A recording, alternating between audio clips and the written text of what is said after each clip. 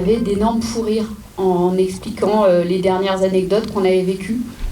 Et on s'est dit, il faut vraiment qu'on fasse un film parce qu'il faut aussi qu'on raconte ça. On écrit un texte qui intègre les dialogues à l'intérieur. On le lit juste avant de tourner. Ensuite, au tournage, ils refont la situation.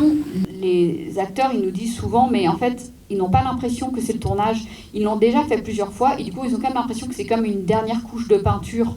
Et ça, c'est chouette quand ils nous disent ça parce que déjà, on sent que ça veut dire qu'ils sont assez détendus. Ça tourne. Et action! L'esprit cherche et c'est le cœur qui trouve. Georges Sand.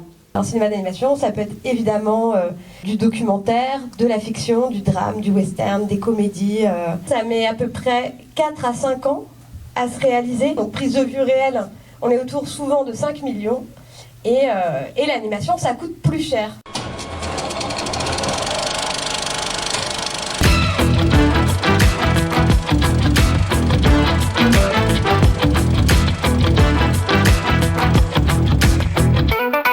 Chers concitoyens, le cinéma sonore a inventé le silence. Robert Bresson.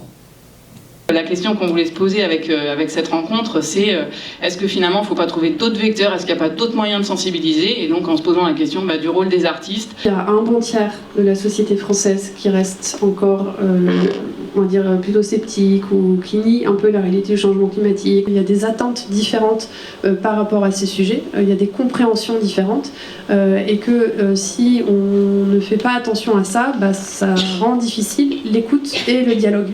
Nous venons de l'apprendre, les réalisateurs de cinéma achètent de très grosses voitures pour annoncer plus vite qu'ils sont ruinés.